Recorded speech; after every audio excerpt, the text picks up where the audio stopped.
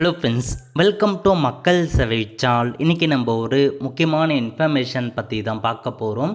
அதாவது பிஎஸ்டிஎம் தமிழ் வழி சர்டிஃபிகேட் இருக்கு பாருங்கள், அது குறித்து தமிழக அரசு ஒரு அதிரடியான அறிவிப்பு வெளியிட்டிருக்காங்க. இப்போ இதை பற்றின மொத்த இன்ஃபர்மேஷன் தான் இந்த வீடியோ பார்க்க போகிறோம். இந்த வீடியோ ஸ்கிப் பண்ணாமல் ஃபுல்லாக பாருங்கள். அது மட்டும் அல்ல, இந்த வீடியோ நிறைய பேருக்கு ஷேர் பண்ணுங்க. ஓகே, அதாவது கவர்மெண்ட் ஜாப் எல்லாத்துக்குமே பார்த்தீங்கன்னா இந்த பிஎஸ்டிஎம் சர்டிஃபிகேட் இருக்கு பாருங்கள். நீங்கள் 1 to 10th வரைக்கும், 1 to 12th வரைக்கும், 1 to டிகிரி வரைக்கும் அந்தந்த ஜாபுக்கு ஏற்ற மாதிரி நீங்கள் தமிழ் வழியில் படிச்சிருக்கீங்க அப்படின்னா உங்களுக்கு ரிசர்வேஷன் இருக்குது, முன்னுரிமை வழங்குறாங்க. அதுக்காக தான் பிஎஸ்டிஎம் எல்லாருக்குமே ரொம்ப ஹெல்ப்ஃபுல்லாக இருக்குது. இப்போ இந்த சர்டிஃபிகேட்டை குறித்து இன்றைக்கி ஒரு அப்டேட்டை வெளியிட்டிருக்காங்க பாருங்கள் தமிழக அரசு. அதாவது நீதிமன்ற உத்தரவுப்படி அரசு பதவிகளுக்கு புதிதாக விண்ணப்பிப்பவர்களுக்கு மட்டுமே தமிழ் வழியில் கல்வி பயின்றதற்கான முன்னுரிமை வழங்கப்படும் என்பதை உறுதி செய்யும் சட்ட முன்வடிவு சட்டப்பேரில் பார்த்தா நிறைவேற்றம் பண்ணியிருக்காங்க.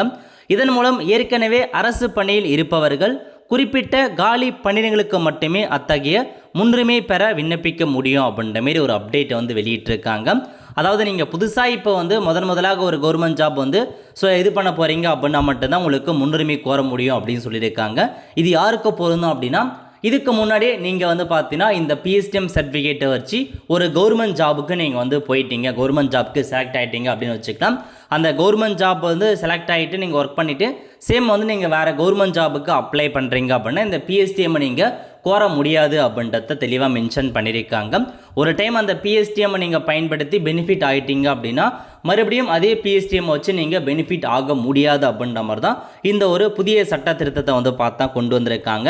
அரசு பதவிகளுக்கு புதிதாக விண்ணப்பர் மட்டுமே உங்களுக்கு பெற முடியும் அப்படின்ட்டு மென்ஷன் பண்ணியிருக்காங்க. ஸோ ஒரு டைம் நீங்கள் இதன் மூலமாக பெனிஃபிட் ஆகிட்டீங்க அப்படின்னா திரும்ப உங்களால் பெற முடியாது. ஏன்னா இது நிறைய பேருக்கு பார்த்தீங்கன்னா இப்போ நிறைய பேர் குரூப் 4 எக்ஸாமில் பார்த்தா பாஸ் பண்ணி பிஎஸ்டிஎம் சர்டிஃபிகேட் வச்சு பாஸ் பண்ணி வேலைக்கு போயிட்டுருப்பாங்க. அவங்க பார்த்தா மீண்டும் குரூப் 2 எக்ஸாம் அப்ளை பண்ணுவாங்க. ஏன்னா இன்னும் பெரிய பெரிய போஸ்டிங்காக அதேமாரி குரூப் 1 எக்ஸாமும் அப்ளை பண்ணுவாங்க. அந்த மாதிரி நீங்கள் குரூப் 2 குரூப் 1 எக்ஸாம் அப்ளை பண்ண சொல்ல பிஎஸ்டிஎம் வச்சு அப்ளை பண்ண முடியாது, உங்களுக்கு ரிசர்வேஷன் கிடைக்காது அப்படின்ற மாதிரி இந்த ஒரு புதிய ரூல்ஸை கொண்டு வந்திருக்காங்க. இது அவங்களுக்கு மட்டும்தான் பொருந்தும்.